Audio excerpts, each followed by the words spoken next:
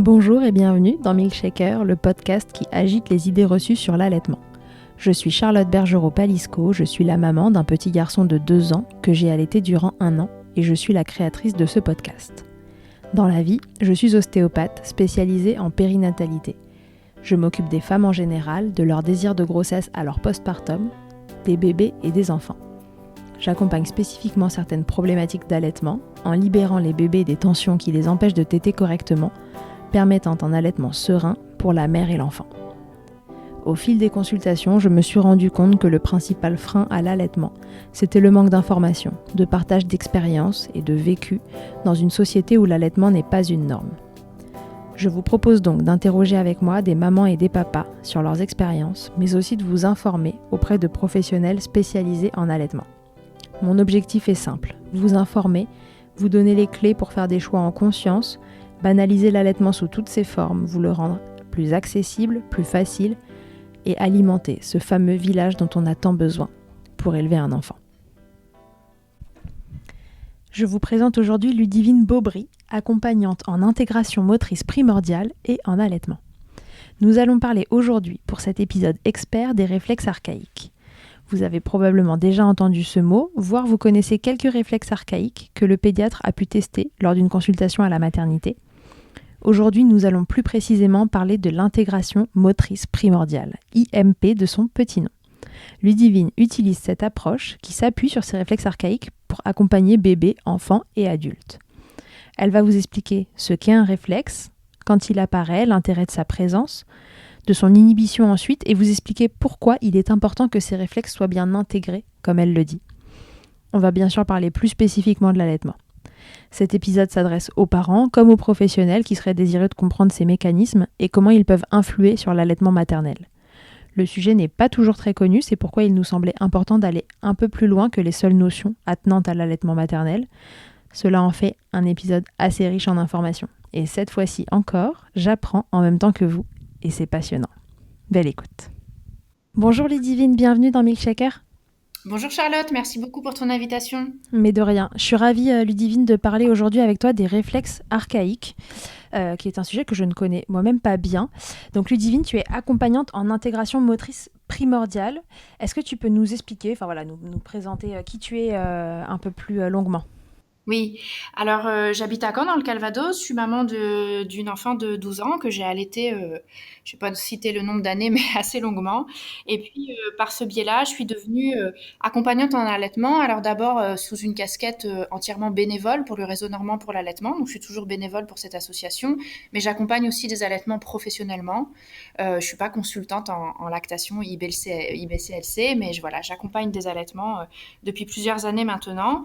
Et la grille de lecture des réflexes archaïques et les formations et les découvertes et les expériences que j'ai eues autour des réflexes archaïques ont beaucoup étayé la manière dont j'observe les allaitements, dont je comprends l'allaitement et dont j'accompagne du coup les femmes et les familles autour de l'allaitement maternel. Donc voilà, c'est tout ce pôle périnatalité qui m'intéresse beaucoup. J'accompagne les grossesses également, j'anime des ateliers de portage bébé, massage bébé, mais on va dire que le plus gros de mon activité aujourd'hui, c'est d'accompagner les femmes et les familles autour de l'allaitement maternel et d'accompagner aussi tout type de public, donc bébés, enfants, adultes, personnes en situation de handicap, autour de l'intégration des réflexes archaïques pour qu'ils puissent développer au maximum leur potentiel. Ok. Et tu formes aussi des thérapeutes Oui, en alors à côté de intégration. ouais, merci. À côté de mon activité, on va dire en libéral, de cabinet, je co-dirige un centre de formation avec mon compagnon, Paul Landon, le centre de formation Le Plaisir d'apprendre. Paul, c'est lui qui est le créateur de l'intégration motrice primordiale, donc cette approche autour des réflexes archaïques, parce qu'en France, il n'y a pas que l'IMP autour des réflexes archaïques qui est développé, il y a d'autres courants qui existent autour des réflexes également, qui sont très complémentaires. Et donc, on co-dirige ce centre de formation dans lequel on anime un cursus professionnel voilà, de plusieurs modules de formation autour des réflexes et on forme, on va dire, on a la chance de former d'être un trait d'union entre différentes professions, on va dire ça comme ça. On forme aussi bien des professionnels du corps, donc des thérapeutes manuels, ostéo, chiro, kiné. On forme aussi des professionnels de la rééducation, orthophonistes, ergothérapeutes, psychomotriciens et d'autres types de rééducateurs peut-être un peu moins conventionnels. Et puis aussi des gens qui s'intéressent à la posture, au monde du sport, des enseignants aussi, voilà. Et puis parfois, trop peu à mon goût, mais des professionnels de santé type sage-femme, médecin, pédiatre. On en a quelques-uns dans les stages, pas beaucoup, mais de plus en plus. Donc voilà, une grande diversité de collaboration ensuite autour des réflexes avec ces différentes professions. Ok, donc tu es bien occupée, quoi. Ça va. Alors, Ludivine, est-ce que tu peux nous expliquer, reprenons à la base, qu'est-ce que c'est qu'un réflexe archaïque? Ouais, t'as raison. On va reprendre peut-être une définition un peu codée, un peu formelle. Un réflexe archaïque, c'est une réponse motrice chez le bébé, une réponse motrice involontaire à une stimulation sensorielle.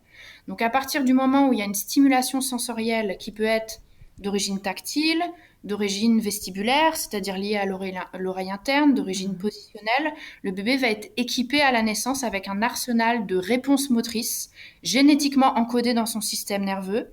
Et ce bébé va faire émerger un mouvement de manière spontanée et automatique en réponse à cette stimulation sensorielle. Donc c'est vraiment du mouvement stéréotypé. La stimulation est sur un mode précis et la réponse est toujours la même. Voilà. Est-ce qu'on peut donner un exemple? Alors, on peut donner un exemple. Beaucoup de familles et de professionnels de santé connaissent le réflexe d'agrippement. Il est parfois appelé réflexe de grasping, donc d'agrippement palmaire, parce qu'on a un agrippement plantaire aussi, mais d'agrippement palmaire. Donc, à la naissance, quand on touche à peu près n'importe où d'ailleurs à l'intérieur de la paume de la main du bébé, eh ben, il va fermer la main de manière automatique, il va agripper de manière automatique.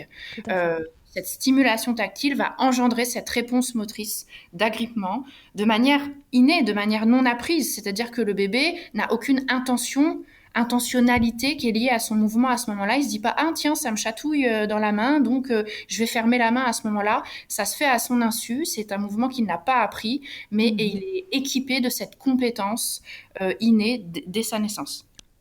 Alors, ces réflexes, si on peut aller un peu plus loin pour expliquer ce que c'est, quand est-ce que ça apparaît, à quoi ça sert, est-ce que ça doit toujours être là, pas toujours être là, est-ce que c'est un problème si c'est pas là? Raconte-nous. Alors peut-être cette histoire de chronologie de la vie d'un réflexe, enfin j'aime bien appeler ça comme ça, la vie d'un réflexe, c'est-à-dire ce que tu disais, quand est-ce que ça apparaît, ça joue quoi comme rôle, et puis est-ce que ça s'en va, voilà. La plupart des réflexes, on va faire un peu grosso modo, mais la grande majorité des réflexes émergent dans la vie fœtale. Certains même, dès la vie embryonnaire. Donc vraiment dans le premier trimestre de grossesse, on a déjà un réflexe qui s'appelle le réflexe de retrait, que certains appellent dans le petit monde des réflexes, le réflexe de paralysie par la peur ou de peur paralysante. C'est-à-dire que dès la phase embryonnaire, l'embryon, il a déjà cette première pulsation de vie, de protection de ce réflexe de survie, de protection de l'espèce, qui fait que quand la maman, qui sait pas forcément qu'elle est enceinte encore d'ailleurs, est un peu chahutée ou a un mode de vie vigoureux ou bouge, etc., ou éventuellement prend un coup, et ben l'embryon a déjà la capacité, quand il se sent un petit peu chahuté, de se recroqueviller sur lui-même pour se protéger. Donc on a déjà la première réaction organisée, on peut dire, sous forme réflexive, dès la vie embryonnaire. Et puis alors après, début du deuxième trimestre, là c'est l'explosion de l'émergence des réflexes. Dès que le fœtus, au passage entre la vie d'embryon et de fœtus, a vraiment... Qui se passe entre le premier et le deuxième trimestre. Entre le premier et le deuxième trimestre, ouais.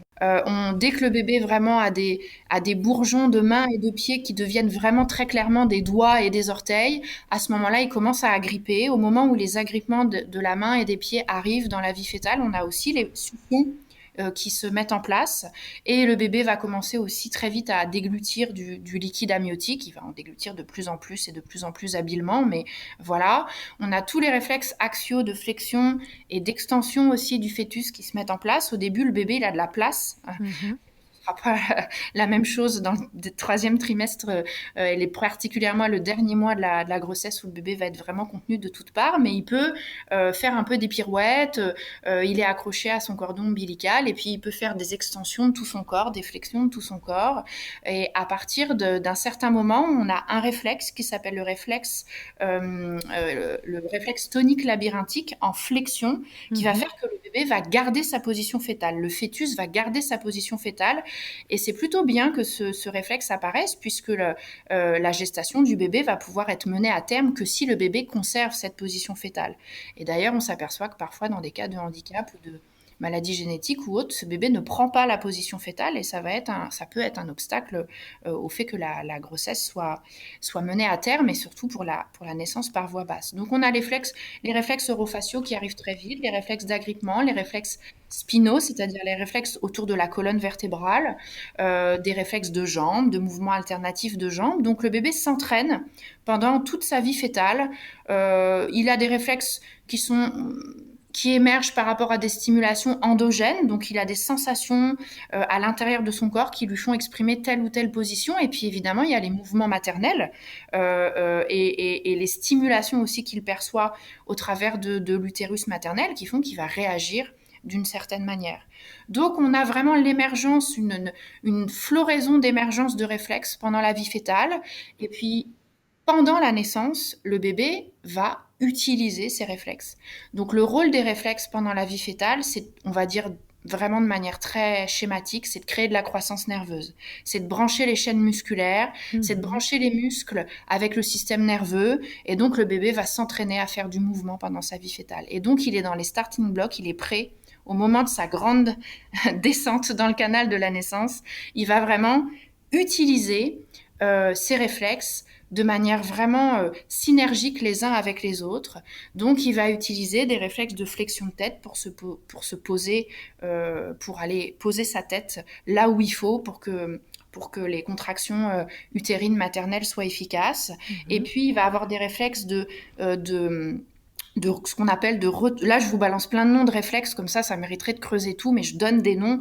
Un réflexe de retournement segmentaire qui fait qu'il va y avoir un retournement séquentiel quand le bébé va s'engager dans le bassin de sa mère plutôt en diagonale et il va tourner sa tête. À un moment donné, ça va faire tourner ses épaules, tourner son bassin, et ça c'est réflexe, c'est-à-dire qu'à un moment donné, quand il y a une partie du corps qui tourne, il faut que le reste puisse tourner aussi pour faciliter la naissance.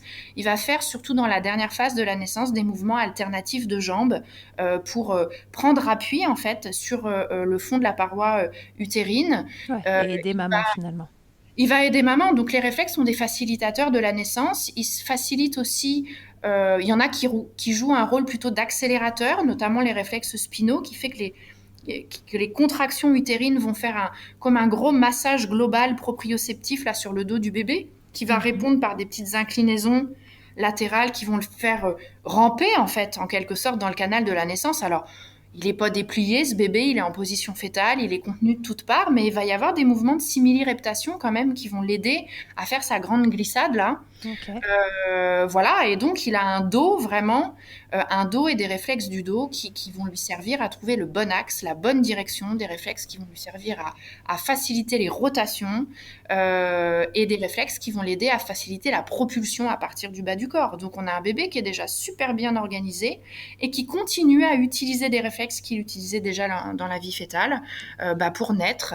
Et le corps de la mère et le corps du bébé pratique une espèce de danse qui fait que la mère, par ses mouvements, par les positions qu'elle va prendre, par sa respiration, par sa manière de se connecter corporellement à son bébé, le bébé va manifester des réponses motrices qui vont être en lien avec surtout les mouvements là, quand même, les mouvements maternels. Donc on a vraiment les comportements innés des mères dans ce processus physiologique qu'est la naissance, qui vont venir en interaction avec les réponses motrices du bébé qui sont déjà prêtes pour ça. Donc, d'accord. Donc, voilà. on sait que de façon classique, les bébés s'orientent tous de la même façon dans le bassin pour s'engager dans le canal. C'est lié à ces réflexes. C'est lié à ces réflexes, tout à fait, tout à fait. Alors, l'émergence des réflexes dans la vie fétale vont être un petit peu différentes. Le niveau et la qualité d'émergence et d'utilisation des réflexes dans la vie fœtale peut déjà être un petit peu impactée par la crise du logement dont souffrent certains bébés dans les ventres de leur maman. C'est-à-dire que si la maman a des petits désagréments au niveau postural, je sais pas, diaphragme, bassin, tout un tas de choses, bah déjà le bébé, peut-être que de manière latéralisée, il va exprimer des réflexes plus d'un côté que de l'autre, il va y avoir un petit peu moins de place. Évidemment, un bébé qui va se présenter par le siège, eh ben, il va pas avoir la même séquentialité de réflexes et cascade de réflexes qui vont se mettre en lien les uns avec les autres pendant le démarrage du travail et puis pendant la naissance. Donc, suivant la manière dont le bébé était placé en fin de vie fœtale, les bébés qu'on voit placer la tête en extension, par exemple, bah, vont avoir un pliage déjà d'extension qui peut mettre un petit peu de sable dans l'engrenage, dans les rouages du processus de naissance, et puis ça se retrouvera plus tard après. Voilà. Donc on a tout un tas de facteurs qui font que le bébé déjà, dès la naissance, va plus ou moins utiliser ces réflexes à bon escient. Et évidemment, bah, le facteur qui va être déterminant aussi, c'est le respect de la physiologie de la naissance et la capacité de la maman à adapter ses mouvements et ses positions en fonction de ce qu'elle va sentir et des réponses et de l'avancement de son bébé à l'intérieur d'elle. Donc voilà, mais peut-être si après on parle des facteurs de prévention, on pourra revenir un petit peu sur Yes, on en reparlera, en effet. Alors, à quoi ils servent? Donc, ça sert pour l'accouchement. Et puis, une fois l'accouchement terminé, dans le meilleur des mondes, tout va bien, bébé est en forme, maman est en forme. Alors, à quoi ça sert maintenant, ces réflexes, une fois qu'on est né? Ouais, alors le bébé continue à s'en servir. Les rôles vont être. La nature recycle en fait les rôles du réflexe. Les réflexes se manifestent. Enfin, c'est un peu âge dépendant, c'est-à-dire que dans la vie fœtale, il y a un rôle précis. Au moment de la naissance, il y a un rôle précis. Donc là, ce qui nous intéresse beaucoup, c'est le rôle, les réflexes d'allaitement et le rôle que les réflexes vont jouer dans la mise en place et dans le déroulé de l'allaitement maternel. Donc c'est vrai que le premier rôle un des premiers rôles du réflexe, ça va être le fait que le bébé puisse avoir accès au sein et va pouvoir aller se nourrir de manière autonome. C'est-à-dire que le bébé était dans cette vie aquatique, nourri entre guillemets passivement 24 heures en continu par son placenta. À la naissance, chez la maman, c'est la glande mammaire qui va prendre le relais du placenta. Et le bébé, il va devoir brancher cet axe dans son corps, nombril bouche et puis nombril sacrum pour pouvoir mettre en place l'excrétion aussi. Et les réflexes vont l'aider. On a beaucoup de réflexes antigravitaires qui vont d'abord l'aider à composer face à la gravité, puisqu'il va falloir qu'il retrouve une espèce d'harmonie motrice qu'il avait dans cet univers agravitaire, hein, le A privatif, hein, l'absence de gravité dans l'utérus. Donc non gravitaire. Donc là, il va devoir retrouver un certain nombre une organisation motrice à peu près harmonieuse, et ça va lui prendre plusieurs semaines et plusieurs mois, mais les réflexes vont l'aider à se déplacer dans ce milieu dans lequel il est soumis face à la gravité. Donc, composer face à la gravité, c'est un premier rôle, hein, c'est un rôle de moteur. Avant de pouvoir utiliser ses réflexes pour se déplacer, d'abord, il va composer face à la gravité, relever sa tête, dégager ses voies aériennes, faire tout un tas de choses comme ça. Ok, juste un petit rappel, peut-être avant qu'on continue sur les réflexes archaïques, au sens où toi, tu les vois au quotidien et tu les travailles. On va juste faire le petit rappel de dire que donc, les réflexes archaïques, en tant que parent, non sachant, le premier truc qu'on voit, c'est le pédiatre, finalement, les tester à la maternité, le réflexe de marche, le grasping dont on parlait tout à l'heure, la main qui se referme quand il y a une stimulation. Toute la suite dépend évidemment du fait que juste ces réflexes-là sont présents. Enfin, l'absence d'un de ces réflexes, on rentre dans de la pathologie, n'est-ce pas? Et on parle plus de la même chose. Ouais, on a les réflexes, en fait, à la base, en médecine, enfin, je dirais même pas en pédiatrie, parce qu'il n'y avait pas de discipline de pédiatrie quand on utilisait déjà les réflexes, c'était la médecine. On utilise, et on utilise toujours, les réflexes comme des jalons de la maturité neurologique du bébé. Donc, on va tester un système nerveux, on va voir s'il est suffisamment mature ou s'il est lésé. Et les réflexes, alors il n'y a pas que les réflexes, il y a le tonus musculaire et il y a plein d'autres indicateurs, mais qui peuvent nous indiquer est-ce que ce bébé, il a un système nerveux intègre ou pas, et l'absence de réflexes ou je dirais la manifestation exacerbée au contraire de certains réflexes par rapport à d'autres qui eux sont absents peuvent nous indiquer un désordre neurologique, une pathologie, une infection, enfin quelque chose qui nous montre que le système nerveux est menacé. Et c'est toujours utilisé comme ça, les sages-femmes, les pédiatres testent ça à la maternité. Quand on parle un petit peu du monde de l'intégration des réflexes et de l'intégration motrice primordiale, on ne va pas utiliser, nous, l'observation des réflexes, même si on enseigne aux professionnels à évaluer les réflexes, à observer les réflexes, que ce soit dans des périodes de vie où les réflexes doivent être présents chez le bébé, ou que ce soit plus tard, où justement on doit avoir une absence de motricité réflexe plus tard. Mais on ne va pas en tirer comme conclusion, on ne va pas l'utiliser comme outil de diagnostic neurologique, parce que nous, on n'est pas des professionnels de santé et c'est pas le but. On va utiliser le signe du réflexe. Est-ce que le réflexe a bien joué son rôle et est-ce qu'il est inhibé correctement comme il doit l'être, ou chez le bébé, parce que chez le bébé les réflexes sont pas inhibés, est-ce que le bébé l'utilise correctement, à bon escient comme il devrait l'utiliser pour gravir les différentes étapes de son développement moteur? Oui, parce qu'une bonne intégration d'un réflexe archaïque, c'est un réflexe qui apparaît, qui est présent un certain temps et qui ensuite disparaît. Et c'est aussi important qu'il disparaisse qu'il apparaisse en fait. Ouais, et donc je vais continuer du coup sur la vie d'un réflexe, comme ça ce sera plus clair par rapport à ce que tu dis. Donc le bébé va utiliser ses réflexes, on en est à peu près à cette phase-là dans la vie de nos réflexes. Hein. Il utilise ses réflexes pour faire face à la gravité, pour se nourrir, pour se déplacer, pour communiquer ses besoins, tout un tas de fonctions pour s'attacher aussi. On a des réflexes qui sont très en lien avec le statut hormonal et les théories et les principes d'attachement. Donc, une fois que le bébé a bien utilisé ses réflexes, alors certains réflexes vont physiologiquement rester présents et actifs durant 1 mois, d'autres 2 mois, 3 mois, d'autres vont mettre plusieurs années à s'inhiber totalement, notamment des réflexes qui sont très en lien avec la posture debout, qui préparent à la posture debout. Mais à partir, on va dire globalement de l'âge de la marche, donc là, on ne peut pas dire que c'est 1 an pile, hein, ça peut être entre 10 mois et 18 mois, même plus, hein, chez certains enfants. Donc à partir de l'âge de la marche, on ne devrait plus, l'enfant a accès complètement aux mouvements volontaires, soit les mouvements axiaux ou les mouvements périphériques, et donc il n'est plus censé, quand on va stimuler des réflexes, on n'est plus censé voir ces réflexes résiduels à l'observation. Quand je vais faire guili-guili dans la main d'un enfant, d'un bambin de 2 ans, 3 ans ou 4 ans, il n'a plus les doigts qui se ferment de manière spontanée sur ma stimulation et il peut choisir d'aller attraper quelque chose ou de le lâcher à volonté. Son corps n'est plus sous influence, sous contrôle de ce réflexe. D'accord. Donc, et là, on parle donc, en termes médicaux, on parle d'inhibition d'un réflexe. Nous, en IMP et dans les différentes approches autour des réflexes, on parle d'intégration du réflexe dans le système de motricité globale de l'enfant.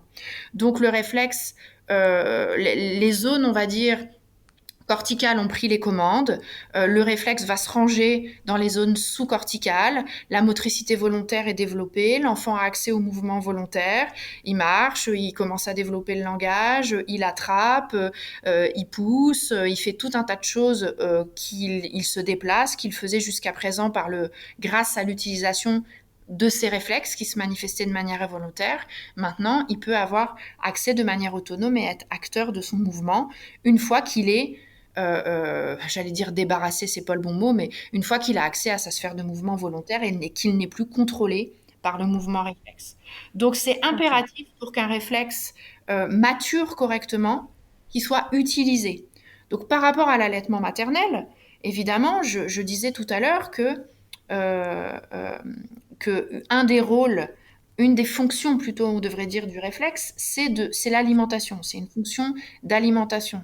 Donc on peut faire la supposition que si un réflexe qui est censé être utilisé pour une fonction précise et génétiquement le bébé a encodé ça pour pouvoir exprimer les réflexes orofaciaux par exemple au service de la mise en place de l'allaitement maternel, et que ça n'est pas fait, puisque le bébé reçoit de l'alimentation autrement. Alors, ça ne veut pas dire, attention, à mon discours, c'est la catastrophe, va y avoir plein de réflexes. N'entendez pas que si vous biberonnez votre bébé, c'est une catastrophe. Voilà, c'est un facteur parmi d'autres. Là, c'est parce qu'on est sur un podcast autour de l'allaitement, donc je cite l'allaitement. il va y avoir plein d'autres manières d'exprimer ses réflexes. La motricité libre, avoir un corps fluide, sans tension, va avoir des actions de prévention comme emmener ses enfants chez les thérapeutes manuels, pouvoir apporter une grande sécurité affective, va aussi stabiliser le système nerveux du bébé et lui permettre d'inhiber ses réflexes correctement. Mais c'est vrai que l'allaitement maternel a cette particularité, c'est que c'est comme souvent les réflexes, on les appelle des schèmes moteurs aussi. Et c'est Piaget qui parlait beaucoup de schèmes moteurs. Un schème, c'est un patron moteur, un modèle de mouvement, une structure de mouvement en fait, donc un pattern, certains disent pattern. Euh, et donc, l'allaitement maternel, la séquence d'allaitement maternel, c'est un peu comme un métaschème. Ça veut dire que ça fait appel à plein de schèmes moteurs qui fonctionnent en synergie les uns avec les autres. Parce que le bébé qui tète, il n'utilise pas que ses réflexes du visage, que ses réflexes orofaciaux. Il tète avec son dos, il tète avec son cou, il tète avec ses mains, il tète avec ses pieds. Ce que je veux dire par là, c'est qu'il met en action toute la motricité, sa motricité dans sa réflexe dans sa globalité, pour pouvoir prendre le sein de manière efficace. Et en tout cas, beaucoup de bébés ont besoin d'utiliser les réflexes de leur corps en entier pour parfaire leurs compétences de succion, déglutition, de coordination, succion, déglutition, respiration, qui n'est pas toujours au top au début, parce que le bébé, il faut qu'il s'entraîne à tout ça. Donc, le bébé a besoin d'utiliser ses réflexes pour que ses réflexes s'inhibent, pour que ces réflexes s'intègrent et pour que ces réflexes puissent ressurgir à des moments où on en a vraiment besoin. Et je voudrais juste faire cette petite précision-là, parce qu'un réflexe qui s'inhibe ou qui s'intègre, ça ne veut pas dire un réflexe qui disparaît. On pense souvent les réflexes doivent disparaître, les réflexes sont nos ennemis, il faut plus qu'on en ait à l'âge adulte. Non, au contraire, les réflexes sont nos anges gardiens.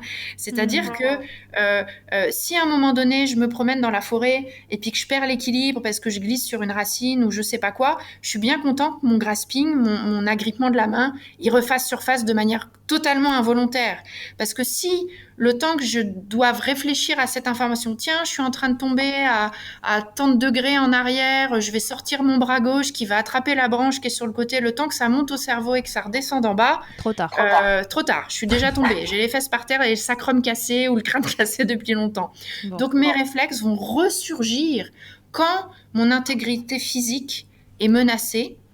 Là, je donne le réflexe l'exemple de l'agrippement, mais mes réflexes vont ressurgir à bon escient au moment donné où j'en ai vraiment besoin. Et après, ils vont se ranger là où ils doivent être rangés. Donc, un réflexe bien intégré, c'est un réflexe qui me laisse tranquille quand j'en ai pas besoin et qui laisse mon mouvement volontaire se développer, mais qui est présent en protection positive à bon escient quand j'en aurai vraiment besoin dans ma vie.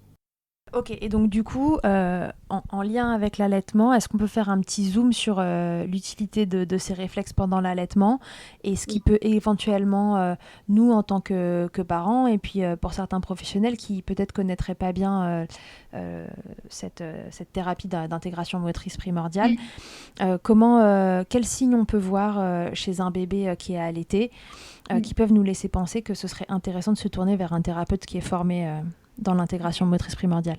Juste, on va citer quand même pour que peut-être les gens qui nous écoutent se rendent compte que le bébé utilise tout son corps et tous ses réflexes quasiment quand il tète.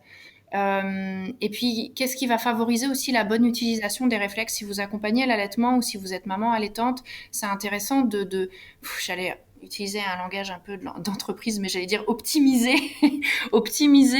le bon démarrage et la bonne prise du sein de votre bébé et optimiser un démarrage de l'allaitement ou un allaitement même au plus long cours qu'on a envie de continuer de manière sereine. C'est intéressant que le bébé puisse utiliser ses réflexes et qu'on lui facilite son job de bébé pour ça. Hein. Donc, les réflexes qui sont vraiment copains de l'allaitement, on va dire, c'est le trio pied-main-bouche, quoi.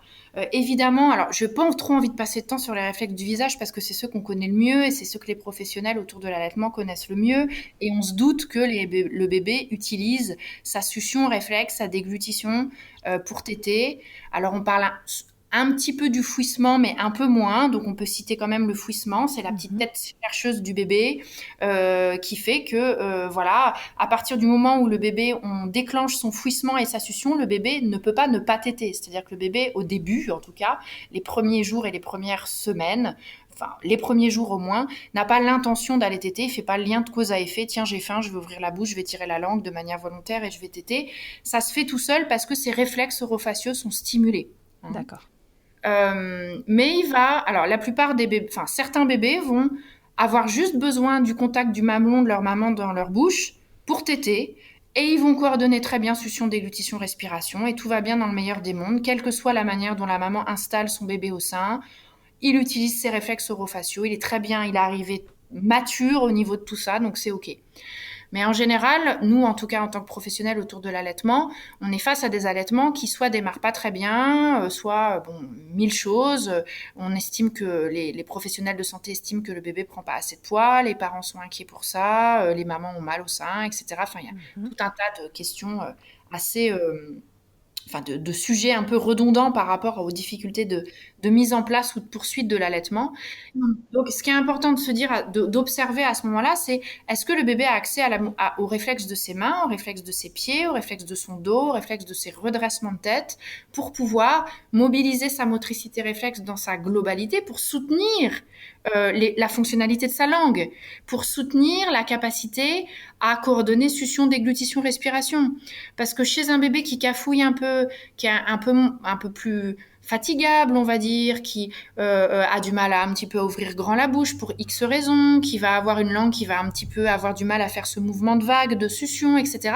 Ben, on a tout intérêt à ce que ce bébé soit en sécurité et stable au niveau postural pour pouvoir se concentrer sur sa sphère orofaciale correctement. Se concentrer, c'est pas le bon mot parce que ça voudrait dire qu'il y a une intentionnalité, il n'y a pas d'intentionnalité là-dedans, mais le bébé a besoin d'une organisation corporelle solide et sécuritaire pour pouvoir téter et développer ses compétences au maximum de ses capacités.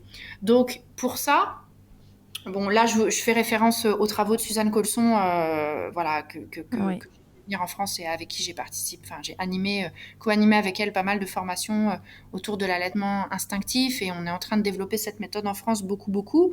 Mais le bébé a vraiment besoin de dégager la motricité de ses deux mains et de ses deux pieds.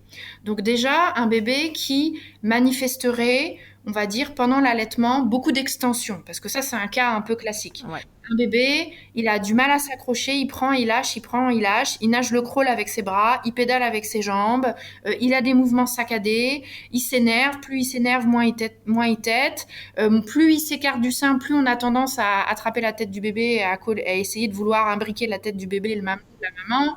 C'est assez terrible parce que là, les réflexes du bébé d'extension vont s'exprimer de plus en plus fort, avec une grande force, une grande amplitude. Et en général, on n'a plus qu'à le calmer, à attendre qu'il se rendorme. Et puis, on va attendre le moment d'après, puisque c'est difficile de calmer un bébé au sein au début. Après, plus tard, on peut mettre un bébé un peu agité au sein et c'est super, c'est très pratique. Mais au départ, c'est pas toujours facile. Donc, notre bébé a besoin de pousser sur ses pieds, il a besoin d'un appui plantaire, il a besoin d'utiliser les réflexes de ses pieds, réflexes de Babinski, donc extension des orteils et mouvement de cuillère de la cheville vers l'intérieur. Et puis parfois, l'antagoniste, l'opposé du Babinski, qui est le réflexe d'agrippement plantaire, qui est lui une flexion d'orteil, pour s'agripper à une surface. Quand j'allaite mon bébé, dans des positions qu'on m'a enseignées, peut-être en préparation, ou parce que j'ai vu des photos de mères allaitantes, ou j'ai regardé des vidéos, etc. Très classiquement, on voit des mamans qui allaitent en position Madone, Madone inversée, c'est-à-dire plutôt avec une motricité croisée pour la mère, ou l'horrible nom de ballon de rugby, où je me demande d'ailleurs, c'est pas possible que ce soit des femmes qui aient appelé cette position ballon de rugby. C'est forcément un médecin homme qui un jour a dit « Oh, on dirait qu'elle allait son bébé en ballon de rugby ». Je vois pas quelle femme qui vient d'avoir un bébé pourrait comparer son bébé à un ballon de rugby. Bon, bref. Enfin, du coup, ça parle à tout le monde. C'est autre chose, mais en tout cas, le bébé dans ces positions, ne peut pas utiliser ses réflexes. Je dis pas qu'il faut pas allaiter comme ça, hein, parce que quand ça marche comme ça, on change rien. Bien Quand on sûr. fait un truc qui marche, on change rien du tout. Mais pour les bébés qui sont moins bien organisés, qui cafouillent, les mamans qui ont des crevasses, qui ont des bébés qui n'arrivent pas à attraper le sein, qui s'endorment aussitôt très vite, qui arrêtent de téter très vite, ils vont avoir besoin de mobiliser leur motricité réflexe. Donc ils vont avoir besoin d'avoir un contact ventral vraiment étroit avec le corps de leur maman, et d'être assez symétrique face au sein, et de ne pas avoir surtout d'appui dans leur dos. Un bébé est programmé pour prendre appui là où on lui donne un appui. Oui. Les ostéopathes connaissent ça bien. Ils utilisent ça tout le temps pour libérer les tensions des bébés. Et donc, si je maintiens mon bébé en position Madone avec un appui sur son dos, ben, il va avoir tendance à prendre appui et à utiliser là un réflexe qui s'appelle le réflexe tonique labyrinthique en extension. Et le réflexe de Moreau va se manifester à ce moment-là très fort. Donc, réflexe de Moreau, la tête part en déflexion en arrière, les bras s'ouvrent de manière soudaine sur l'axe, les jambes aussi dans une certaine mesure. Et là, il y a une décharge de cortisol et d'adrénaline dans le corps du bébé qui est en train de lui dire, parce que son oreille interne est en train de lui dire, attention, tu es en train de tomber là. Tu es en train de perdre ton équilibre, quoi. Donc, il faut que tu ailles chercher ta sécurité à l'extérieur. C'est l'histoire de ma chute tout à l'heure où je devais me rattraper aux branches, quoi. Hein. Donc, ça va éloigner le bébé du sein. Le bébé va du coup lutter contre la gravité en essayant de ramener ses mains vers l'avant, mais du coup, il va pousser sur le sein de sa maman à ce moment-là, et puis il va téter son poing qui est devant. Et alors, les mamans, des fois, me disent, mais j'ai pas assez de mains pour allaiter mon bébé. Alors, je dois tenir sa tête, je dois tenir son corps, je dois tenir mon sein, je dois ligoter ses bras le long de son corps, et puis je dois coincer ses jambes. Et il me faudrait, des fois, les mamans me disent, il me faudrait 5 ou 6 mains, Ludivine, pour réussir à allaiter mon bébé. Donc, effectivement, quand on ne permet pas au bébé d'utiliser ses réflexes d'allaitement, les réflexes qui sont censés être un pont et un facilitateur de l'allaitement deviennent une barrière pour l'allaitement maternel.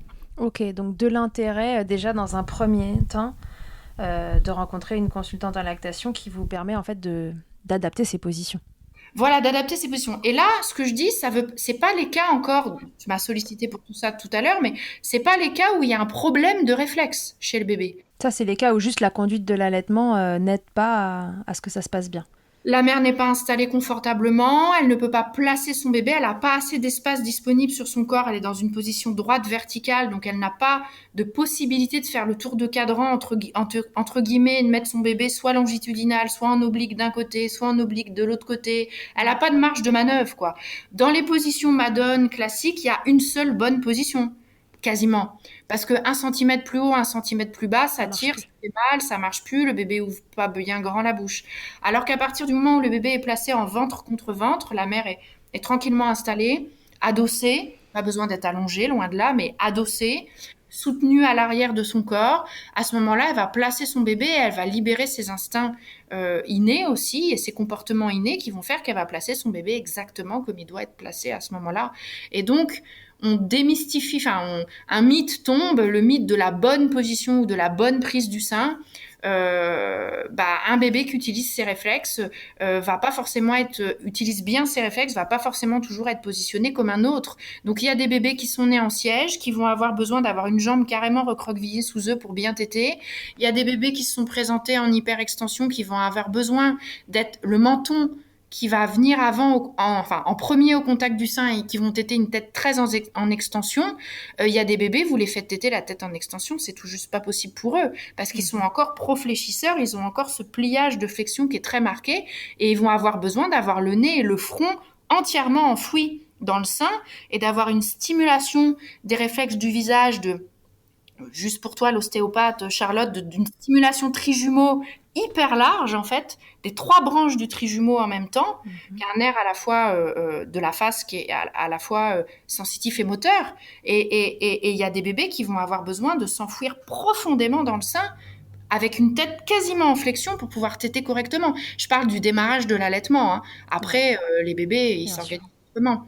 Donc, tout ça, ça va dépendre de est-ce que c'est le réflexe tonique labyrinthique en flexion qui a dominé dans la vie fœtale et dans le moment de la naissance? Est-ce que c'est le réflexe tonique labyrinthique en extension qui a dominé? Et selon les réflexes qui ont été un peu plus activés que d'autres pendant la vie fétale et le moment de la naissance, on va avoir des préférences d'installation.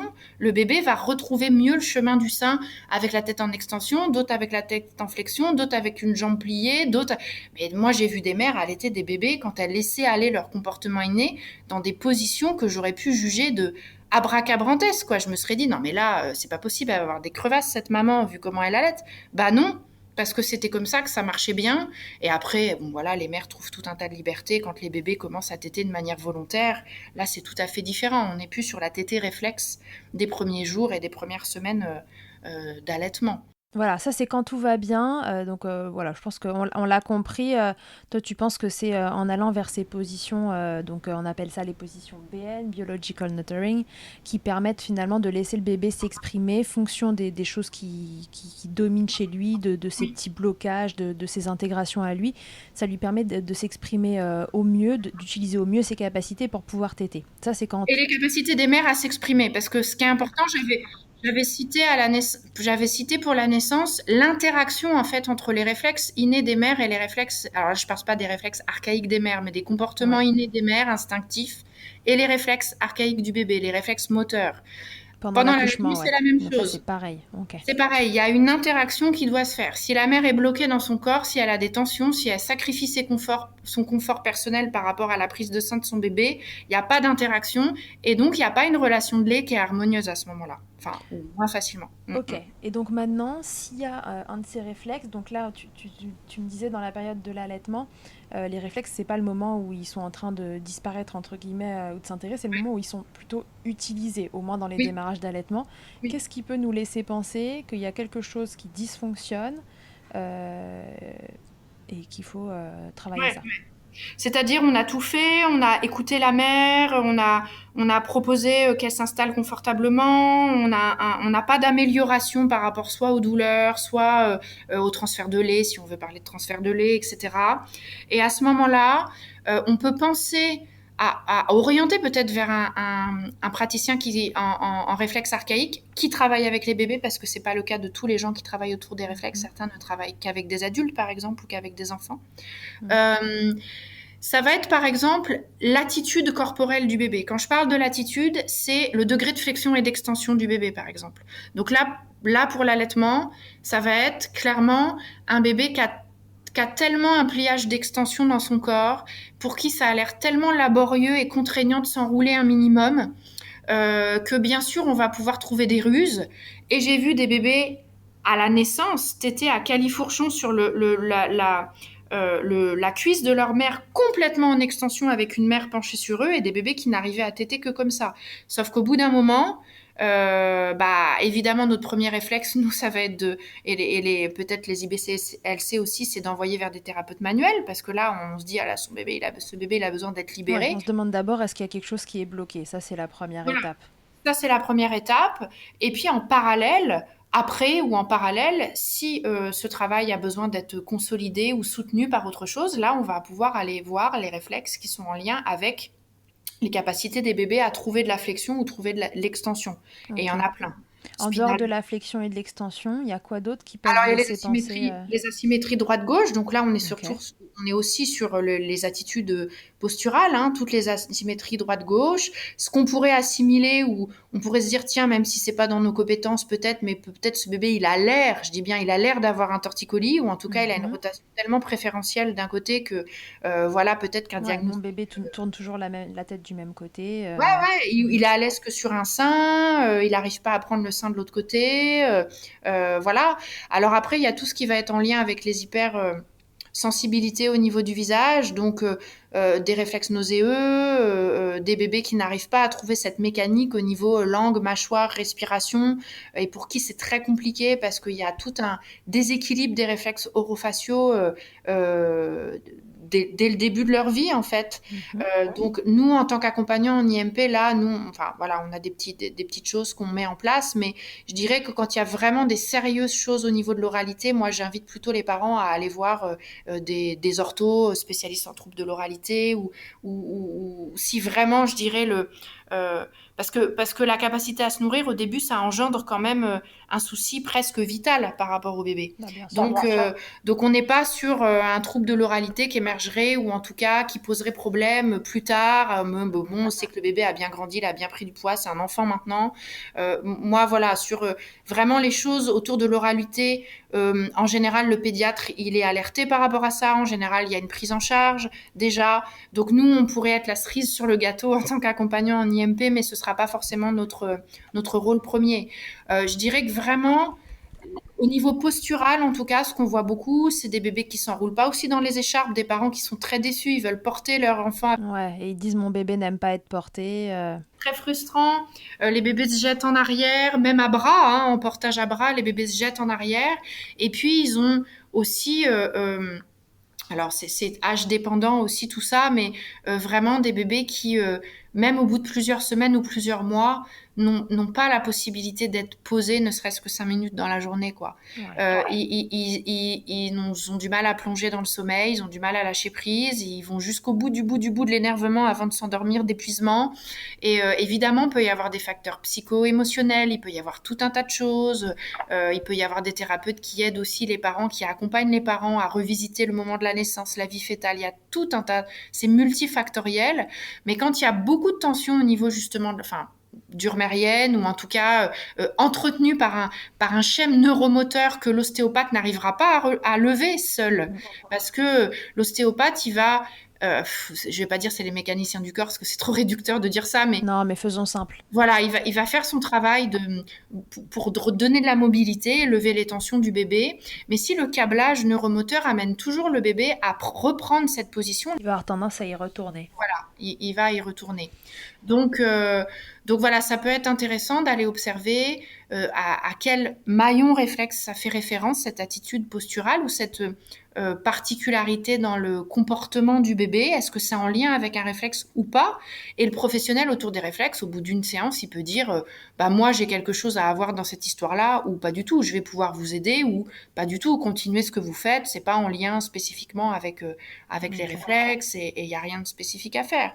Parce que tout n'est pas une histoire de réflexe non plus dans les difficultés que rencontrent les bébés autour de l'allaitement ou autour de leur posture. Donc flexion-extension, les latéralités et puis tous les réflexes autour du visage et de l'oralité. Ouais, tous les réflexes du visage et puis toutes les hypersensibilités aussi localisées. Hein. C'est un peu plus rare, mais ça peut être les pieds, les mains, le ventre, voilà, des zones corporelles. Certaines zones corporelles sont en général au niveau du traitement sensoriel sont associées aussi à des réflexes archaïques. Ouais, et donc tu disais ça va pas se répercuter que dans l'allaitement.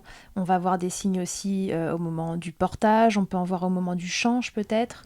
Ouais, au moment du change, au niveau aussi de l'hypersensibilité plus globale, pas qu'au niveau tactile.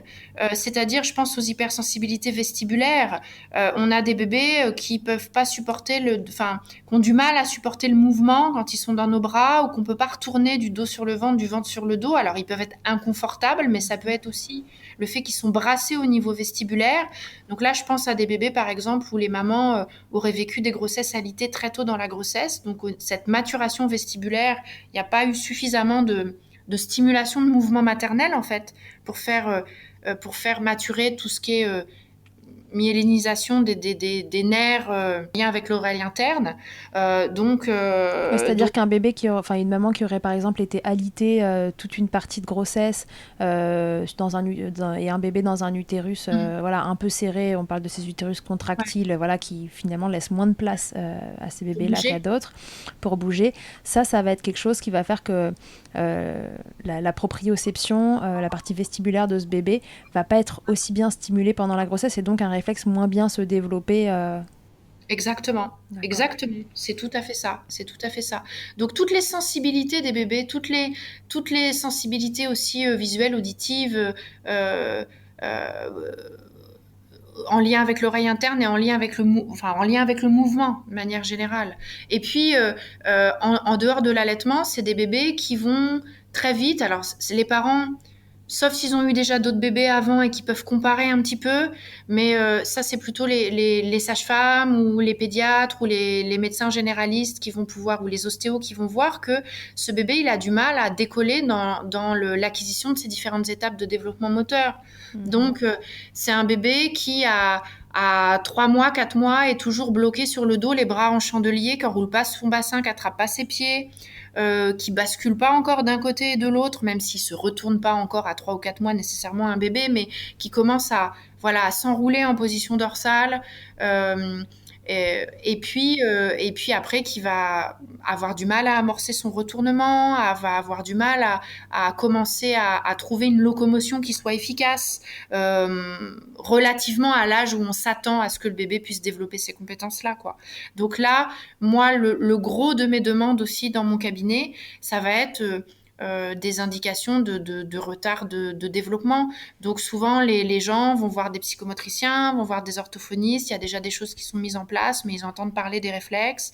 Et c'est vrai que le travail sur les réflexes, il va vraiment servir, il va potentialiser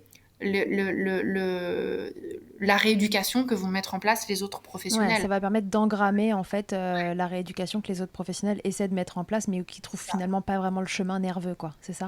Voilà, tout à fait, tout à fait. Parce que là, on va s'adresser vraiment, nous, avec nos différents outils, à cette boucle neurosensorimotrice et à cette maturation neurosensorimotrice. Après, le bébé, une fois qu'il est sur un terrain réflexe neutre, je vais dire intégré, et qu'on lui montre le chemin, eh Ouais. ben, il va pouvoir se saisir de la perche qu'on lui tend. J'ai deux questions. La première, c'est du coup, on en a parlé rapidement, les grandes causes de mauvaise intégration d'un réflexe. Donc pendant la vie fœtale, on l'a dit, par exemple, un bébé qui serait finalement pas assez stimulé parce que une maman a alité pendant Mm. longtemps, parce qu'un utérus qui laisse pas assez de place, la crise du logement, comme tu disais tout à l'heure, de Mm. cet utérus qui laisse pas à ce bébé autant de place que ce qu'il aimerait, même si je vous rassure, la nature gagne en fait, donc les bébés ça les empêche pas de grandir, mais par contre ils sont un peu Mm. à l'étroit. Alors, effectivement, il y a 3 périodes sensibles. C'est pas des périodes critiques, c'est-à-dire que c'est pas parce qu'il se passe ça qu'il va y avoir forcément un problème de réflexe, mais c'est des périodes sensibles. Donc la première, c'est la vie fœtale. Pendant la vie fœtale, en plus que ce que tu as dit, il y a évidemment toutes les difficultés en lien avec une grossesse qui serait pathologique, quoi. Enfin voilà, toutes les difficultés qui pourrait y avoir au niveau qui pourrait atteindre le système nerveux du bébé et le bon développement et la croissance fœtale.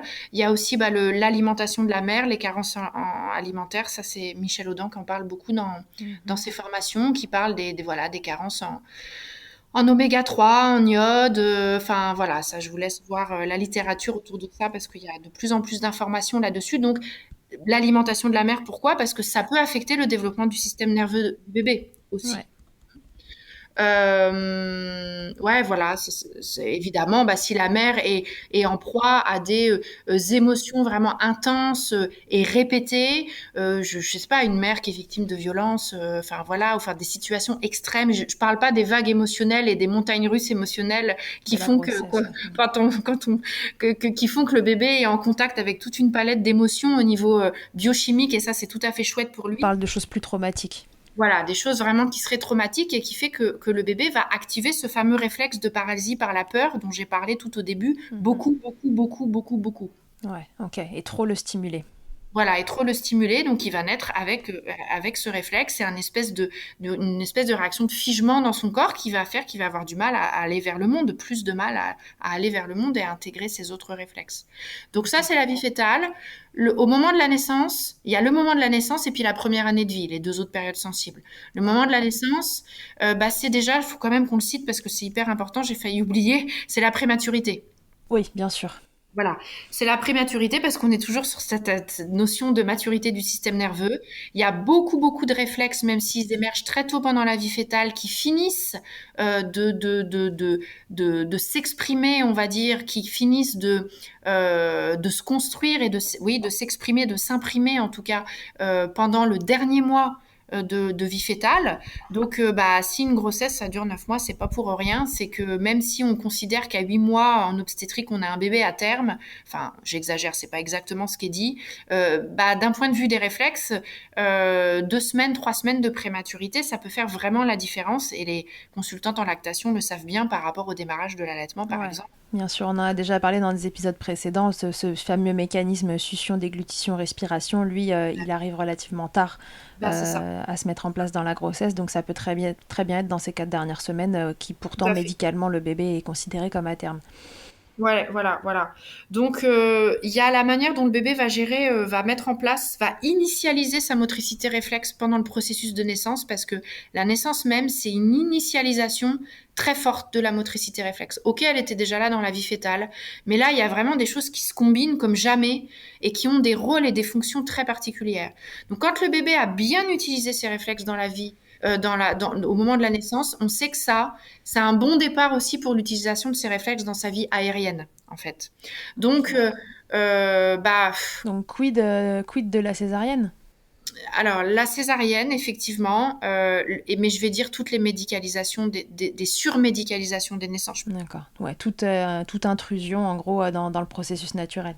Ouais, tout ce qui va entraver cette danse, en fait, cette orchestration entre le corps du bébé et le corps de la mère, fait que, voilà, à un moment donné, alors ça peut être aussi parce que le bébé, ses réflexes n'ont pas émergé de manière optimale pendant la vie fœtale, qui s'en sert pas de manière optimale pendant le processus de naissance, et donc on a besoin de médicaliser la naissance. Ça peut être aussi, Bien je dis sûr. pas que c'est forcément de la faute du moment de la naissance et des professionnels de santé qui étaient là à ce moment-là, mais particulièrement les péridurales qui sont très longues sur un col qui n'est pas encore dilaté, le déclenchement des naissances. Là, on voit que les bébés sont pas prêts encore, avec la tête bien fléchie parfois pour certains bébés. Et là, ça démarre mal, on va dire, du point de vue de la motricité réflexe pour la vie fœtale, en tout cas, pour le moment de la naissance. Euh, bon, bah après, forceps, ventouse, tout ce qui va potentiellement créer des lésions, enfin, des lésions dans le corps du bébé. Donc là, bah, il faudra vraiment l'aide des thérapeutes manuels voilà, pour pallier un petit peu et libérer un petit peu tout ça. Je dirais qu'un facteur, alors là, je vais pas dire de risque, mais de prévention majeure, bah, c'est l'allaitement maternel pour la bonne maturation des réflexes et la bonne Ouais. utilisation des Parce réflexes. que ça permet au bébé finalement de réutiliser, enfin Oui. d'utiliser tous ses réflexes au mieux. Bah oui, donc ça marche dans les deux sens. Les réflexes, parce qu'ils sont là, permettent la bonne mise en place de l'allaitement, et Mhm. la bonne mise en place et la bonne poursuite de l'allaitement permettent la bonne maturation et la bonne inhibition des réflexes. Donc on D'accord. a un processus qui marche ici dans les deux sens. Et puis après, la première année de vie, toute la première année de vie, bah, ça va être la sphère affective du bébé, hein. Comment on répond aux besoins de manière adaptée, appropriée et permanente, enfin, ou en tout cas permanente les premiers temps aux besoins de ce bébé. Donc, dans quelle situation émotionnelle, dans quel environnement émotionnel se trouve ce bébé, parce qu'un contexte émotionnel un petit peu difficile peut activer très fort en fait des réflexes de stress, réflexes de Mhm. paralysie par la peur, réflexes de Moro, etc.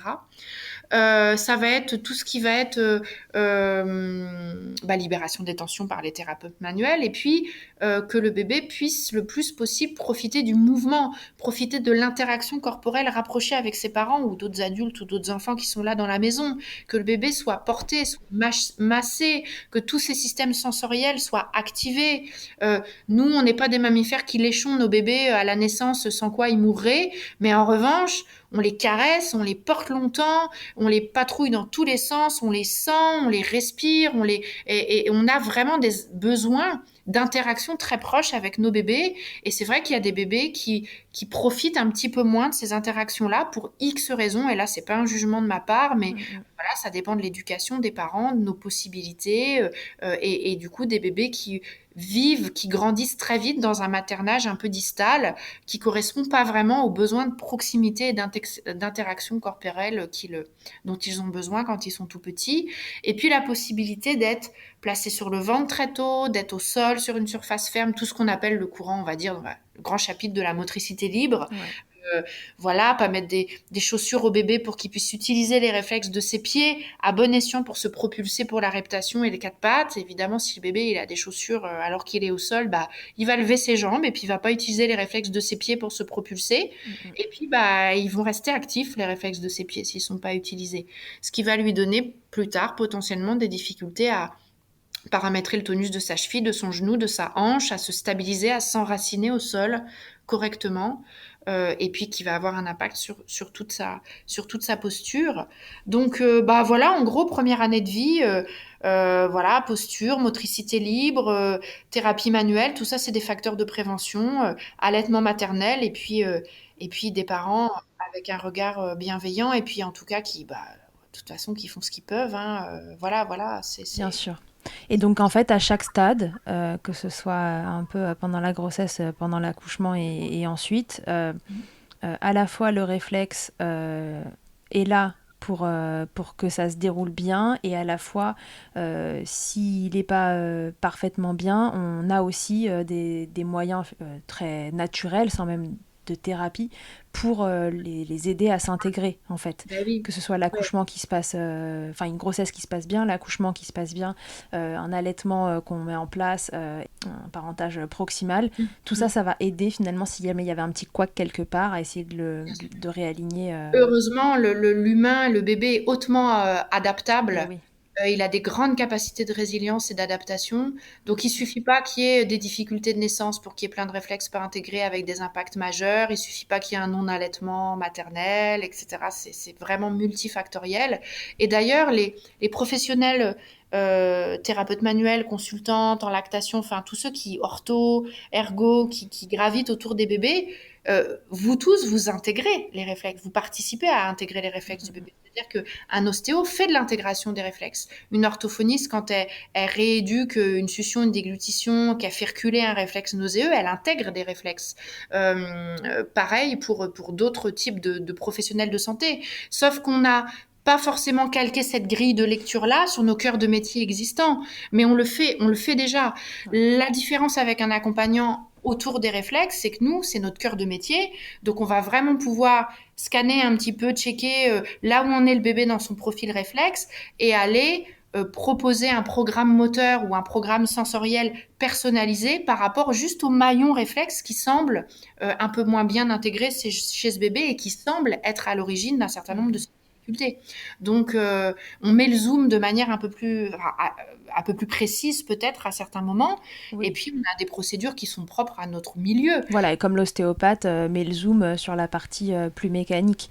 Tout à fait. Pour faire le parallèle à ce que tu viens de dire avec le côté résilient des bébés, j'explique souvent aux patients, voilà, bébé, un peu pour les mêmes raisons qu'un réflexe peut être mal intégré, mais voilà, c'est encore une fois cette grossesse contractile, ce bébé qui est près de la porte de sortie et qui appuie dessus un peu trop tôt, cet accouchement qui se passe mal, qui dure longtemps, qui finit au forceps ou en césarienne, etc. Ça va être des raisons pour un bébé d'avoir des blocages, mais c'est pas parce qu'il a eu tout ça non plus que systématiquement il est bloqué. Ouais. Et puis il a aussi ses capacités, comme tu dis, de résilience, et nous on appelle ça notre corps à son Vas-y. homéostasie. Et donc on a des capacités de retour à la normale, et heureusement, sinon à chaque fois qu'on se prend le pied dans un trottoir, on serait complètement coincé, à Et l'âge l'inverse est adulte aussi. vrai. L'inverse est vrai, c'est-à-dire que moi, je vois des enfants qui arrivent pour des difficultés. Je sais, moi, je vois beaucoup d'enfants qui ont des troubles de l'attention, des grosses dyslexies, etc. Et puis, quand je demande comment il est né, eh ben, il est peut-être né en piscine. La mère mangeait des graines germées, je caricature, et il est né avec des mantras tibétains dans les oreilles, mais pourtant, il a des problèmes de réflexe, quoi.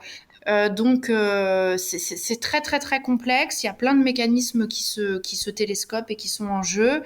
Mais en tout cas, ce qui est essentiel, c'est d'aller de l'avant. En tout cas, nous, notre rôle en tant qu'accompagnant en IMP, c'est d'aller vraiment faire un état des lieux de là où en est le bébé par rapport à son développement. Donc, on a des tests de réflexes qu'on va faire. Donc, à un âge donné, on va s'attendre à voir cette réaction motrice apparaître quand on déclenche le réflexe. Et à un autre âge donné, on est censé ne plus voir. Donc, on va faire vraiment un état des lieux de là où en est le bébé. Mais bien sûr, on ne va pas s'arrêter au test parce qu'on va observer le comportement global du bébé. Et chez un bébé, ce qui nous met la puce à l'oreille, c'est l'utilisation de son corps, sa motricité, sa mobilité, la manière dont il est capable à âge approprié aussi d'explorer les différents plans de l'espace, de communiquer, de se déplacer. Et tout ça, plus le récit des parents de ce qui se passe à la maison, ça nous permet d'identifier, ah bah là, tiens, il y a tel réflexe qui est vraiment trop actif, ça gêne le bébé dans son développement, donc donnons-lui un petit coup de pouce pour qu'il puisse avoir accès à ses capacités, ses aptitudes et son potentiel, quoi. Une autre question, Oui, on parle beaucoup autour de l'allaitement des freins de langue. oui, Et de la façon dont ça vient impacter la succion d'un bébé, enfin des freins de langue et de lèvres et de joues, voilà, je les mets tous dans le même paquet, restrictifs, et qui viennent impacter la succion d'un bébé. Voilà, fin de la question. ouais, ouais, ouais, tout à fait. Alors c'est vrai que c'est un sujet que bah, sur lequel je suis sensibilisée parce que du coup je travaille avec des gens qui ont tous fait la formation sur les freins restrictifs buccaux.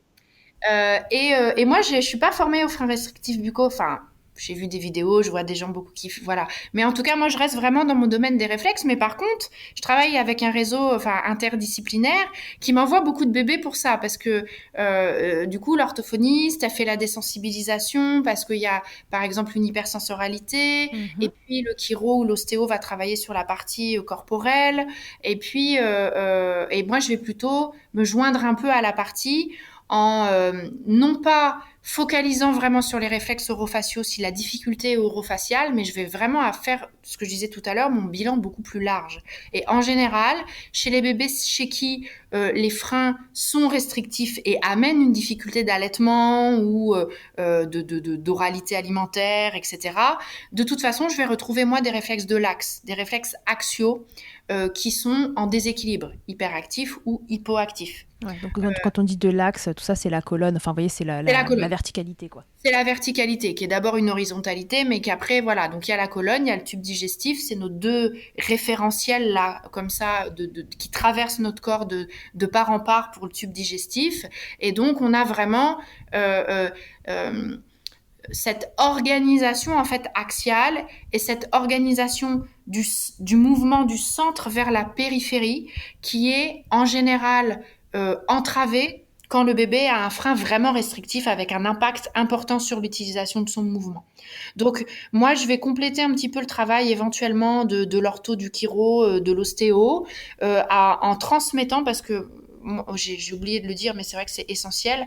Moi, je vois pas les bébés, je dirais, 2 fois par semaine, comme certains orthophonistes ont l'habitude de travailler, ou moi, je vois les bébés une fois toutes les 3 semaines, une fois par mois. Des fois, je les vois qu'une fois, des fois, je les vois 10 fois. Ça dépend des défis que les familles et que les bébés traversent. Mais mon but, c'est de déterminer le programme d'activité qui va être à pratiquer à la maison par les parents. Parce que c'est vraiment la collaboration pour moi avec les parents est hyper importante, déjà pour valoriser, je vais pas en faire les thérapeutes de leur enfant, mais pour valoriser les compétences parentales. Et puis, parce que le bébé a besoin de recevoir de l'information quotidiennement. Oui, parce que c'est une sorte de rééducation, finalement, que tu proposes. Voilà, pour que les choses puissent. Et puis j'utilise beaucoup le quotidien aussi pour pas qu'il y ait cette notion d'exercice à faire qui est tellement lourde pour les parents, je trouve. Et déjà, des fois, quand certains envisagent une chirurgie, une phrénectomie, etc., il y a déjà Ouais. cette notion de préparation sous forme d'exercice. Donc moi, je vais pas être la énième professionnelle qui va rajouter des exercices. Donc, je vais proposer des temps de partage par le biais du jeu, par le biais de l'interaction, par le biais du massage. Mais bon, j'ai ma petite idée derrière la tête quand je fais ça. Je vais pas donner les mêmes choses pour tout le monde parce que je vais viser des réflexes particuliers à ce moment-là. Donc, j'utilise beaucoup le corps du parent, beaucoup de mouvements en fait que je vais demander aux parents de faire avec le bébé sur eux, par exemple. Ça, je fais beaucoup de choses comme ça. Donc, je vais utiliser le corps du parent pour qu'au niveau myofacial, au niveau corporel, le bébé puisse j'allais dire, se synchroniser, se syntoniser, s'accorder sur la structure corporelle de son parent. Et j'utilise D'accord. beaucoup, beaucoup de choses comme ça. Donc, ce n'est pas rare que dans mes accompagnements, j'intègre les réflexes des parents s'il y a de la motricité réflexe qui est toujours présente chez un parent. Un parent qui arrive pour un bébé qui a un frein de langue et qui envisage une chirurgie et qui est paniqué parce que l'allaitement a du mal à se mettre en place, ou pas d'ailleurs, parce que c'est pas toujours le cas, même avec des freins restrictifs buccaux, l'allaitement des fois se passe bien. Et puis, peut y avoir une maman qui a un réflexe de Moro qui est très actif à ce moment-là, un réflexe de protection qui va raccourcir toute sa chaîne musculaire à l'arrière de son corps. Elle a les mollets en béton, là, elle est toute tendue de partout à l'arrière de son corps. Ouais. Et elle a du mal à placer son bébé à mobiliser son bébé, à placer son bébé sur elle pour l'allaiter, parce que je vois qu'elle est gênée dans son mouvement, elle est parasitée dans son mouvement. Donc à ce moment-là, je propose un bilan des réflexes aussi de la maman, et puis je travaille sur l'organisation corporelle et donc cognitive et émotionnelle de cette maman pour qu'elle puisse soutenir, accompagner son bébé avec tout son potentiel, elle aussi. Donc, mais mon axe de travail est celui de la parentalité et de la synergie familiale. Ce n'est pas forcément l'axe de travail de tous les accompagnants en IMP, mais moi, c'est ma manière de travailler. Donc, Ok. beaucoup de réflexes d'axe axiaux chez les bébés qui ont des freins de langue restrictifs. En tout cas, j'ai pas d'études scientifiques qui le prouvent sur Mhm. corrélation entre réflexes et freins restrictifs, mais c'est mon C'est observation, ton c'est mon expérience. expérience. Et puis des réflexes main-bouche, pied-bouche, pardon. Donc pied-main, oh là là, je vais y arriver. Pied-main. Donc je vais pas forcément me jeter sur la bouche d'un bébé et aller tester les réflexes de son visage parce que je sais qu'il est déjà suivi en orthophonie, peut-être pour ça, Mhm. etc. Donc moi, je vais aller beaucoup travailler les réflexes de la périphérie, beaucoup ramener de lissage entre le centre et les périphéries, sur la partie avant du corps, sur la partie arrière du corps, imprimer aussi beaucoup de bercements, proposer beaucoup de bercements. Donc il va y avoir des stimulations tactiles, et si c'est tactile, c'est proprioceptif, des stimulations plus vestibulaires sous forme de bercement, et des mobilisations aussi un peu passives, euh, que certains ostéopathes montrent des fois aussi Ouais. aux parents. Et puis voilà, on établit un petit programme moteur qui font que les rééducateurs vont pouvoir travailler plus efficacement aussi, quoi. Ok, parce que du coup, enfin, ce frein restrictif et les tensions qu'il génère peut lui-même être à l'origine d'un dysfonctionnement ou d'une mauvaise intégration plutôt d'un réflexe. Ben oui, parce qu'à partir du moment où ça tire quelque part, ça veut dire qu'il y a un manque de mobilité, il y a une restriction de mouvement obligatoirement. Et s'il y a une restriction de mouvement, ben, il y a un réflexe, il y a un patromoteur qui va pas pouvoir maturer correctement. Euh, je sais pas, par exemple, un bébé qui va tourner toujours la tête d'un côté parce que j'en sais rien, il a un frein de Mhm. joue très serré d'un côté, par exemple, ou même de langue, ou Ouais. voilà. Donc il va explorer une rotation de tête. Donc il y a un réflexe qui s'appelle le réflexe tonique asymétrique du coup, qui est un réflexe, comme son nom l'indique, asymétrique, qui dépend de la position de la tête, de la Mhm. rotation de la tête. Donc il va engager sa motricité, sa cognition et ses sens du Toujours de ce côté. côté-là.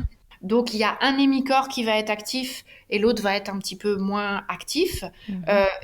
Et du coup, je vais me retrouver avec ce bébé qui va avoir un réflexe tonique asymétrique du coup, qui va pas être intégré puisque le bébé n'a pas conscience de sa ligne médiane. Déjà, il n'a pas exploré un côté puis l'autre, À cause de la restriction qu'il avait au démarrage. qui peut être lié ou pas au frein. Cette restriction, un bébé qui tourne Ouais. la tête d'un côté, c'est pas toujours un frein Non, de c'est langue. pas toujours un frein de langue, en effet. D'abord, on vérifie qu'il n'y ait pas quelque chose qui coince, tout simplement. Ouais. Donc voilà, c'est intéressant de travailler en équipe pluridisciplinaire. Bon, je pense que c'est un peu la conclusion de beaucoup de gens que tu interviews, parce que C'est pas faux. c'est l'avenir de nos professions. Moi, en tout cas, je suis complètement, enfin, à 100% dépendante des thérapeutes manuels dans ma profession. Je pourrais pas travailler. Et puis j'ai plusieurs ostéos et chiro avec qui je travaille, et puis suivant leur personnalité, les outils qu'ils utilisent, je vais envoyer plutôt tel bébé, telle famille. Je sais que si la mère, ah tiens, ça va pas accrocher avec tel ostéo, j'envoie vers une autre ostéo, etc. C'est des questions d'affinité d'adulte à adulte aussi parfois. Mhm. Donc Bien sûr. voilà, j'ai tout ce réseau de thérapeutes manuels, parce que même chez un enfant plus grand ou un adulte, euh, s'il y a des tensions qui sont là, qui sont une structure corporelle qui est pas suffisamment libre, Mm. le système nerveux va toujours chercher à nous aider, à nous faire fonctionner à l'économie. Donc, si j'ai, je sais pas, je vais te dire n'importe quoi, des raideurs au niveau de la nuque ou une tête qui est projetée en avant, et puis si j'ai la zone entre les omoplates qui est douloureuse, ou si j'enroule mes épaules, puis j'ai mon petit pectoral là, ici, qui est tout rabougri là devant, Mhm. j'enroule mes épaules ici, parce que j'ai des difficultés posturales et des tensions en lien avec mes cervicales, ou je sais quoi, je dis n'importe quoi là. Euh, et ben du coup, mon réflexe tonique labyrinthique en flexion, au bout d'un moment, il va se dire, non mais elle se tient tout le temps comme ça. Donc, bah, je vais recruter le patron moteur le plus archaïque qui soit, qui fait que je vais lui rendre la vie confortable et elle va tout le temps rester comme ça. Donc, les réflexes, en fait, ils viennent aussi à notre rescousse quand on a des douleurs, quand on a des difficultés posturales à l'âge adulte. J'ai beau avoir peut-être intégré mes réflexes petits, parce que j'ai été maternée, j'ai été portée, j'ai été allaitée, j'ai passé mes étapes de développement moteur avec succès, j'ai marché à quatre pattes pendant 6 mois, me suis retournée, j'ai été élevée dans un contexte éducatif vraiment bienveillant, etc. Mais malgré tout, à l'âge adulte, je bosse devant un ordinateur toute la journée, je suis hyper sédentaire, je mange Mhm. mal, j'ai des accidents de la vie au niveau émotionnel, et à un moment donné, bah, j'ai besoin d'aller chez le thérapeute manuel pour lever mes tensions. Mais si je le fais pas, et si moi je n'envoie pas vers un thérapeute manuel pour lever les tensions qui se sont accumulées dans le corps, et que je vais m'adresser au patron moteur, le corps, il va dire, bah non, non, non, non, ça tire toujours là, donc elle est toujours enroulée. Donc le patron neuromoteur qui est envoyé à ce moment-là pour faciliter la tenue de cette posture, ça va être ce réflexe tonique labyrinthique en flexion. Là, je cite celui-là, ça Ouais, pourrait être ouais. un autre réflexe à ce moment-là. Donc ça peut être une tension structurelle, enfin un désordre musculo-squelettique qui va générer euh, euh, la persistance d'un réflexe ou la Ou la réapparition, ouais. réapparition d'un réflexe à l'âge adulte, mais ça peut être aussi un réflexe non intégré depuis la petite enfance qui va générer des grosses tensions de compensation musculaire au bout d'un moment et qui va créer une douleur chronique à l'âge adulte. Oui, ça marche Donc, dans les deux sens, en fait, à tous les quel âges. est l'œuf, quelle est la poule, on ne sait pas trop des fois, mais on agit sur les deux. Voilà, on tire le fil des deux côtés et en général, là, ça marche bien Et pour en les gens. général, ça marche, ouais. Ok. Ça va? Ouais, ça va. J'apprends en même temps que vous, là, hein, tout le monde. Donc voilà, je percute en même temps. Aujourd'hui, qui est formé à ces thérapies d'intégration motrice primordiale? Soit c'est des gens comme moi, moi je ne fais que ça en fait, je fais que de l'intégration motrice primordiale et je soutiens aussi les allaitements avec cette grille de lecture là, etc. Et il y a des gens comme moi qui n'ont que cette profession là, mais la majorité du temps ils sont kinés, ils font autre chose et puis Mm. ils utilisent des outils d'intégration des réflexes pour rendre plus efficaces les choses qu'ils font dans leur cœur de métier en fait. Ils complètent leur boîte à outils en Ouais, quelque. c'est un bout de la boîte à outils. Donc Voilà, finalement, voilà. si votre allaitement, revenons-en à l'allaitement, est problématique, bon, la première chose, évidemment, c'est d'appeler une consultante en lactation Ouais. qui puisse faire un point général de la situation, préserver votre lactation, voilà, et essayer de comprendre pourquoi ça se passe mal. Et après, bah voilà, fonction des thérapeutes que vous allez rencontrer, qu'éventuellement cette consultante, vers qui cette consultante vous oriente, et fonction de la réussite des différents traitements. Il y a cette partie réflexe archaïque, intégration motrice primordiale, qui est importante parce que parfois ça peut aussi faire le lien finalement entre ces différentes thérapies. Tu l'expliquais tout à l'heure, entre le blocage, la rééducation, et puis pour autant, ça va toujours pas. Est-ce que finalement le chemin neurologique est fait, quoi, est intégré? Tout à fait, c'est tout à fait ça. Alors, si vous êtes intéressé pour prendre contact, je pense à peut-être des professionnels de l'allaitement qui seraient intéressés pour essayer de trouver un contact avec un accompagnant en IMP de leur Mm. région pour voir comment ils pourraient collaborer, par exemple. Ouais. Sur le site de l'IMP, c'est le site réflexe au pluriel.org, réflexe avec un s.org. Ouais. Il y a un annuaire des praticiens qui sont certifiés en IMP. Donc, bah, il n'y en a pas encore dans toutes les régions les plus reculées de France, mais il y en a de plus en plus. On Ça certifie vient. une quarantaine de personnes par an. Donc, depuis 2011, ça commence à faire un paquet de monde, quoi. Donc, Ok. voilà, voilà. Donc, ça, c'est intéressant de pouvoir se mettre en lien avec quelqu'un qui peut faire ça. Et puis, de vous assurer que si vous voulez envoyer des bébés, si c'est votre spécificité, que la personne travaille avec les bébés, parce qu'encore une fois, c'est pas le cas de Ouais. Ouais, tous et les. spécifier que c'est bien pour la Ouais. partie périnate. Mm. Ok, bon, ben super. Je crois que on a dit plein de choses. Ça va être un épisode riche en informations autant pour les parents Mhm. que pour les pros. Je dirais qu'on a survolé beaucoup de choses sans rien approfondir vraiment. Donc, s'il émerge des besoins, des envies de s'entretenir sur des choses plus précises, de donner des exemples plus concrets, d'approfondir peut-être un petit peu réflexe et allaitement, parce que c'est vrai qu'on a parlé plein de choses connexes, mais peut-être on n'a pas passé assez de temps sur cette partie. Bah, Bah peut-être voilà, qu'on y reviendra. faut me solliciter et puis me dire voilà là tu me prends entre quatre yeux et tu me dis voilà je veux que tu parles de ça maintenant et je le ferai. Ouais, et ben ouais, voilà. Donc du coup, on vous invite en commentaire ou à m'envoyer un petit message pour voilà avec vos questions. Qu'est-ce qui est clair, qu'est-ce qui est pas clair. On peut tout à fait y revenir sur un second épisode avec Ludivine pour spécifier certaines parties. Là, en effet, on a essayé de survoler aussi pour qu'on puisse comprendre voilà ce que c'est qu'un réflexe de façon plus générale, les Oui. impacts dans d'autres activités que l'allaitement parce que c'est important. Il y a pas que l'allaitement et le diagnostic qui se fait aussi à travers les autres occupations d'un bébé, d'un enfant ou d'un adulte. Mais voilà, s'il faut spécifier, on le fera. laisser libre cours à vos envies et vos questions en commentaire. Et voilà, on est à votre disposition pour la suite.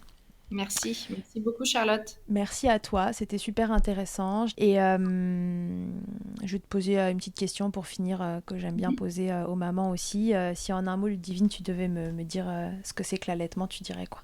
Je dirais que c'est la continuité.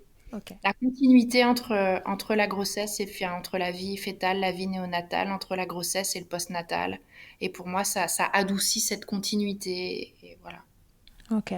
Ah non, une autre question. Je crois que j'ai déjà la réponse, mais c'est quoi ta position préférée dans le Kama Sutra de l'allaitement? La position en contact ventral rapproché. Ok. Super. Merci beaucoup, Ludivine, d'avoir répondu à mes questions et d'avoir essayé de nous éclairer sur ce sujet qui a l'air très important de l'intégration motrice primordiale, donc l'IMP. Je vous invite à retrouver Ludivine via donc, le site internet qu'elle vous a énoncé juste avant, réflexe.org. Et puis voilà, encore une fois, laissez libre cours à vos questions. Ça fera peut-être l'objet d'un autre épisode et puis ce sera super. Et je vous souhaite à tous et à toutes une bonne journée, soirée, ou je ne sais pas où vous en êtes dans votre journée d'aujourd'hui. Et à très bientôt dans Milkshaker. Merci Ludivine. Merci, au revoir. Merci mille fois d'avoir écouté cet épisode de Milkshaker. Vous pouvez suivre l'actualité du podcast sur le compte Instagram du même nom et sur mon site internet charlotte-bergerot.fr où vous retrouverez tous les épisodes mais aussi une rubrique Milk Letters constituée de témoignages écrits, un autre support pour vous transmettre toujours plus. Si vous avez aimé ce podcast, n'hésitez pas à m'aider en le soutenant. Pour cela, je vous invite à vous abonner, à laisser un commentaire, à lui attribuer 5 étoiles en fonction des plateformes ou encore en parlant beaucoup autour de vous. Je ne vous présente plus Emma et son titre I'll Be There qui continue de nous accompagner. Et je vous dis à très vite pour un nouvel épisode. D'ici là, n'oubliez pas, prenez soin de vous, milkshakez autant que vous le voudrez et bousculons ensemble les idées reçues sur l'allaitement maternel.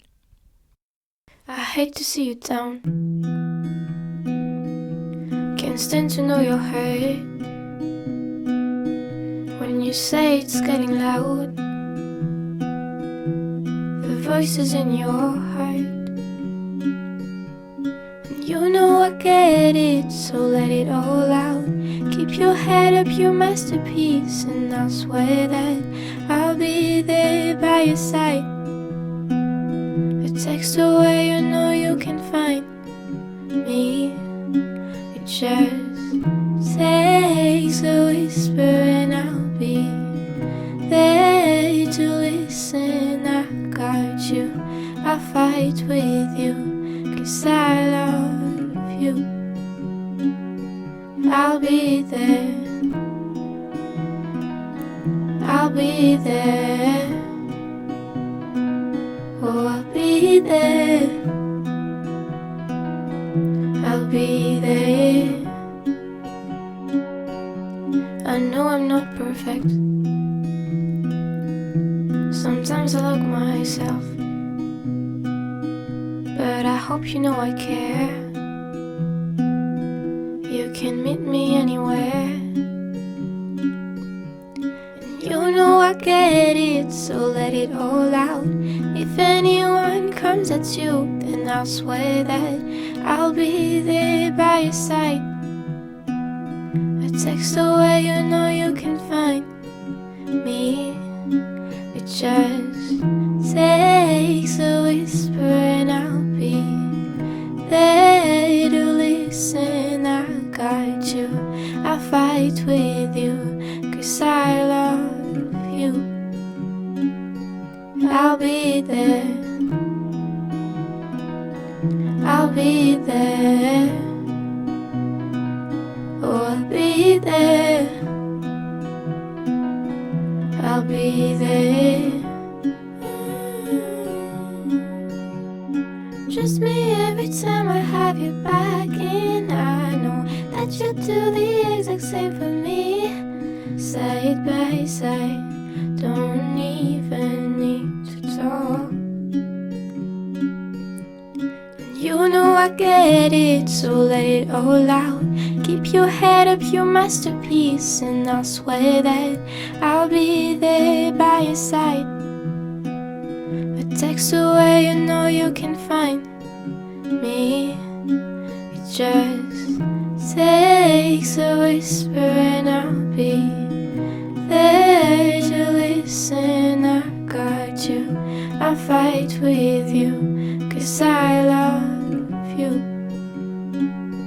I'll be there, I'll be there, so I'll be there, I'll be there for you.